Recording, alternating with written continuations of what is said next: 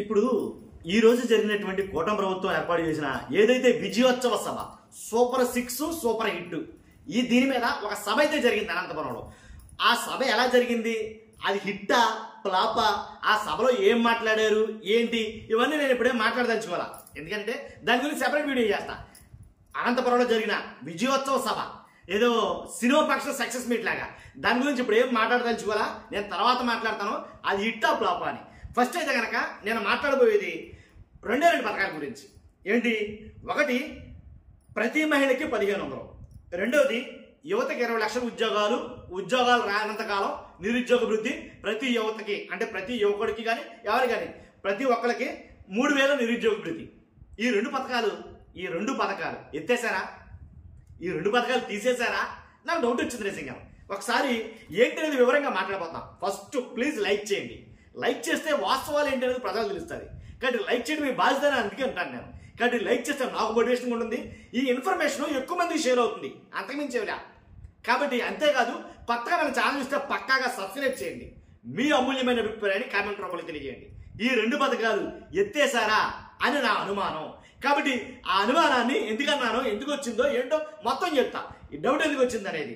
ఎందుకంటే ఇప్పుడు బాబు ష్యూరిటీ భవిష్యత్తు గ్యారంటీలో భాగంగా సూపర్ 6 అనే ఒక కార్యక్రమాన్ని తీసుకొచ్చి, ఒక మేనిఫెస్టో తీసుకొచ్చి, ఆ మేనిఫెస్టోలో సూపర్ 6 అని కొన్ని అయితే ఇవ్వడం జరిగింది. చాలా మందికి గుర్తుండే ఉంటాయి. గుర్తుండే లేకపోయినా ఒకసారి నేను చెప్పాలనుకున్నాను ఆ సూపర్ 6లో ఏమేమి ఇచ్చారనేది. యువతకు 20 లక్షల మందికి ఉపాధి అవకాశాలు, అదే ఉద్యోగాలు, నెలకు 3000 నిరుద్యోగ వృత్తి. ఫస్ట్ హామీల్లో మొదటి హామీ ఇది. నిరుద్యోగ యువతకు 3000 అనేది మొదటి హామీ.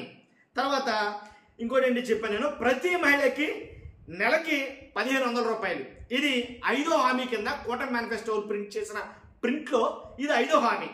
ఈ రెండింటి గురించి ఈ రోజు జరిగిన ఏదైతే అనంతపురం సభ ఉందో దాని గురించి మాట్లాడిన దాఖలాలు లేవు. మాట్లాడితే కనుక ఏదైతే 20 లక్షల ఉద్యోగులు ఉన్నాయో దాని గురించి ఏదో కొన్ని మాటలు మాట్లాడారు. ఆ మాటలు ఎంత విచిత్రంగా ఉన్నాయో నేను చెప్తాను మీకు, ఎండ్ వరకు చూడండి. ఇప్పుడు బాబు షూరిటీ భవిష్యత్తు గ్యారంటీలో సూపర్ 6 సూపర్ హిట్ అని అన్నారు సరే. ఆ సూపర్ హిట్ పథకాలు ఏంటో చెప్తాను. ఒకటి, యువతకు 20 లక్షల ఉపాధి అవకాశాలు లేదా నెలకు 3000 నిరుద్యోగ వృత్తి ఎవరా. రెండు, స్కూలుకు వెళ్లే ప్రతి విద్యార్థికి ఏడాదికి 15,000 తల్లికి వందనం ఏదైతే ఉందో ఏడాదికి 15,000 చొప్పున అది ఇస్తామన్నారో. మొదటి ఏడాది ఇవ్వలేదు, రెండో ఏడాది అమలు చేశారు. అందరికీ కాదు, చాలా కోతలు అయితే పెట్టారు. చాలా మంది కాలేజీ ఫస్ట్ ఇయర్లో జాయిన్ అయిన వాళ్ళకి అందరికీ వేస్తున్నారు, కానీ చాలా మందికి ఇలా చాలా కోతలు అయితే వచ్చాయి. హై స్కూల్ చదువుకునే పిల్లలు కూడా చాలా మందికి కోతలు విధించారు. ఆ కోతలు ఎలా విధించారంటే కనుక, కరెంటు ఏదైతే మీ కరెంటు బిల్లు కనుక ఉండాల్సిన దానికన్నా యూనిట్ల పరిధి దాటితే కనుక వాళ్ళకి లేదు. తర్వాత ఇలా చాలా ఆంక్షలు అయితే పెట్టారు. ఆంక్షలతో కూడుకున్న తల్లికి వందనం అయితే కనుక వేయడం జరిగింది. తర్వాత 2, ఏదైతే తల్లికి వందనం చెప్పానో 3, ప్రతి రైతుకు ఏటా 20,000 ఆర్థిక సాయం, రైతు భరోసా. మూడోది, ప్రతి రైతుకు ఏటా 20,000 ఆర్థిక సాయం. మొదటి ఏడాది వేయలా, రెండో ఏడాది వేశారు, 5,000 వేశారని కొంతమంది అన్నారు, 7,000 కొంతమంది. ఎందుకనంటే యాక్చువల్గా మొదటిది రెండుకి వెళ్తే 40,000 అలా వేయటం కుదరదులే. ఎందుకంటే ఇప్పటికే తడిసిపోబడింది. కాబట్టి ఈ ఏడాది ఫుల్ ఫ్లెడ్జ్గా వేశారంటే కనుక చాలా మంది రైతులకు వేయలేదన్న మాట వినిపిస్తుంది.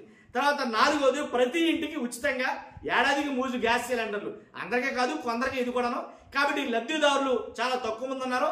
దాంట్లో ఆంక్షల నడుమ చాలా మంది లబ్ధిదారులు ఎగిరిపోయారు. ఇక 5వది, ప్రతి మహిళకు నెలకు 1500 ఇవ్వలా. ఈ హామీ మాట మర్చిపోయారా, వదిలేశారా, లేకపోతే ఏదైనా వేరే కార్యక్రమం నాకు అర్థం కాదా. 6వది, మహిళలకు ఉచిత బస్సు ప్రయాణం పెట్టారు. చేసింది చేశారు అని చెప్పాలా, దాంట్లో ఎలాంటి డౌట్ లేదు. మీరు చేసినా ఎవరు చేసినా పార్టీలకు అతీతంగా చేస్తే కనుక ప్రజలకే కదా, మన ప్రజలకే కదా, చేశారని చెప్తాం. దాంట్లో ఎలాంటి డౌట్ లేదు. కానీ చేయకపోతే చేయలేదని నిర్మమాటగా చెప్తాం.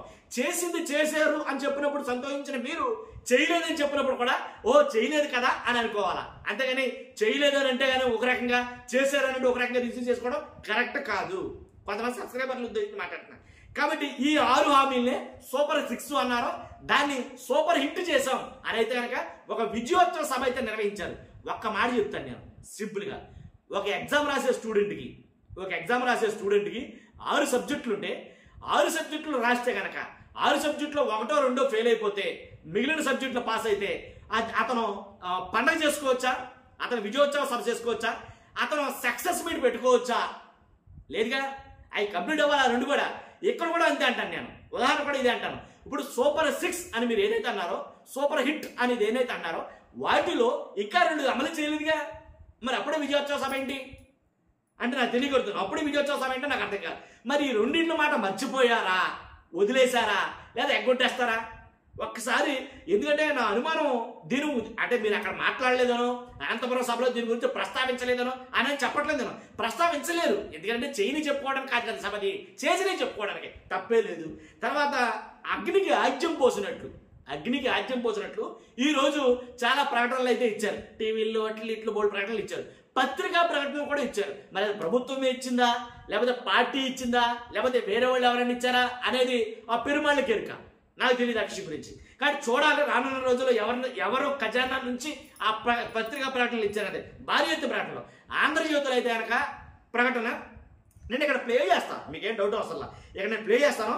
కాకపోతే వాళ్ళ అందుబాటులో ఉంటే చూడండి. ఈనాళ్ళు అయినా కానీ ఆంధ్రజ్యోతిలో అయినా రెండింటికి ఇచ్చారు. తర్వాత మిగిలిన వాటికి ఇచ్చారో లేదు తెలియదు, నేను చూడలేదు కాబట్టి ఈ రెండే చూశాను నేను.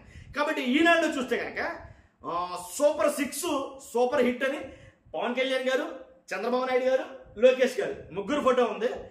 తర్వాత వీళ్ళతో పాటు కొన్ని పథకాలు అయితే కనుక కొన్ని మాటలైతే రాశారు. ప్రజలకు ఇచ్చిన హామీలను నిలబెట్టుకుంటూ సూపర్ 6 పథకాలను దిగ్విజయంగా అమలు చేస్తూ ఇప్పటి వరకు 1,00,000 కోట్లకు పైగా సంక్షేమాన్ని అభివృద్ధి ప్రజలకు అందించిన సందర్భంగా ఎన్డీఏ కూటమి పార్టీల తొలి ఉమ్మడి సభ అనేది పెట్టడం జరిగింది. దాని కింద వాళ్ళు లోగో వేసుకున్నారు.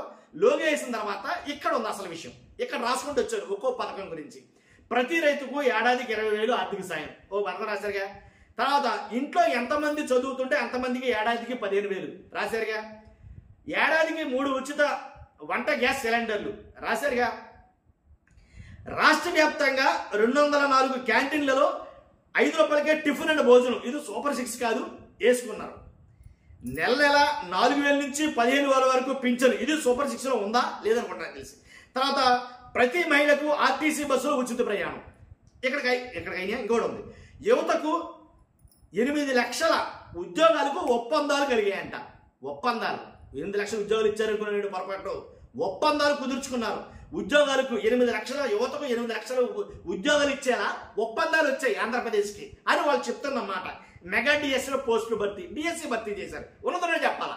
కానీ 8 లక్షల ఉద్యోగాలు ఒప్పందాలు ఇచ్చే వరకు ఇచ్చారా, అయ్యిందా లేదా అనేది అప్పుడు చూసుకోవాలి. ఇప్పటికైతే ఏమీ లేదు. కాబట్టి వీటిలో నేను ఏది ఊరికి అంటున్నా, వీటిలో ఈ 2 పథకాలు మీకు అర్థమైందా? ఇప్పటివరకు నేను చెప్పిన తద్దంతా ఏంటంటే ఈ 2 పథకాల మాట ఏంటి? ప్రతి మహిళకి 1,500 ఏది లేదుగా. తర్వాత యువతకి 20 లక్షల ఉద్యోగాలు ఏది లేదుగా. ఏం లేదు, మీరు కావాలంటే అర్థం చేయొచ్చు క్లియర్గా. దీంట్లో లేపేశారు, ఎత్తేసారు. దీంట్లో ఈనాడు దాంట్లో లేదు. ఓకేనా? తర్వాత అది కూడా ఉంది మన దగ్గర ఆంధ్రజ్యోతి. ఇంకా ఈనాడు చెప్పిన తర్వాత Andhra Jyothi చెప్పవసలా. As same to same 2 ఒకటే యాడ్ కాబట్టి ఇంకా నేను మళ్ళీ ఆ పథకాలన్నీ చదవసలా. 1 2 3 4 5 6 7 అమలేశారు. 7 పథకాలు రాసుకొచ్చిన వీటిలో చాలా ఇంపార్టెంట్.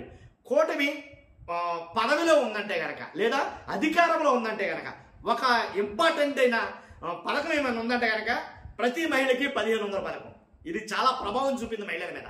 మహిళా ఓటర్లే గెలిపించారు, మహిళలే అంటే మాకు గౌరవం అని చెప్పే ప్రభుత్వం మరి ఈ పథకాన్ని ఎలా విస్మరించింది నాకు అర్థం కాల. ఇటు పత్రికల ప్రకటనలో కావచ్చు, లేకపోతే స్టేజ్ మీద మాట్లాడిన మాటలు కావచ్చు, ఎందుకని విస్మరించారు అంటే ఈ పథకాలు 2 పథకాలు ఎగ్గొట్టేస్తారా అని అనుమానం కలగదా? చాలా మందికి అనుమానం వస్తుంది కదండి. అయ్యో ఆద్యాంతం ప్రసంగం అంతా విన్న ప్రజలకి ఏం మర్చిపోయారు ఏం మర్చిపోలేదు అని డౌట్ వస్తుంది కదా. కానీ మర్చిపోయారు కదా.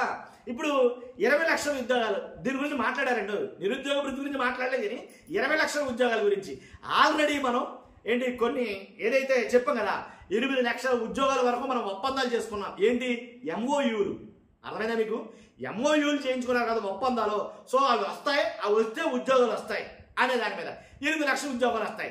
అయ్యాన్ని పక్కన పెడేస్తే కనుక 1,00,000 ఉద్యోగాలు ఆల్రెడీ ఇచ్చేసామని చెప్పారు చంద్రబాబు నాయుడు గారు స్టేజ్ మీదే బహిరంగ సభలోనే. 1,00,000 ఉద్యోగాలు ఆల్రెడీ ఇచ్చేసామని అన్నారు. మరి ఆ 1,00,000 ఏంటనేది నాకు అర్థం కాల. కాంట్రాక్ట్ బేసిక్గా లేకపోతే దేని మీద కొన్ని కమ్యూనికేషన్ స్కిల్స్ నేర్పించి నైపుణ్యాలు నేర్పించి 1,00,000 ఉద్యోగాలు ఇచ్చామని అన్నారు. ఎవరిచ్చినా మనయ్యేనా అని నాకు అర్థం కాల. అది కాబట్టి ఈ రకంగా అయితే చంద్రబాబు నాయుడు గారు ఆ సభలో ఈ 2 ఎందుకు వదిలేశారు నాకు అర్థం కాల. కాబట్టి మీకేనా అర్థమైంది ఖచ్చితంగా కామెంట్ రూపంలో చేయండి. ఫస్ట్ అయితే లైక్ చేయండి, తెలియాలి కదా అందరికీ. లైక్ చేయండి, కొత్త మన ఛానల్స్లో పక్కాగా సబ్స్క్రైబ్ చేయండి. Thank you very much.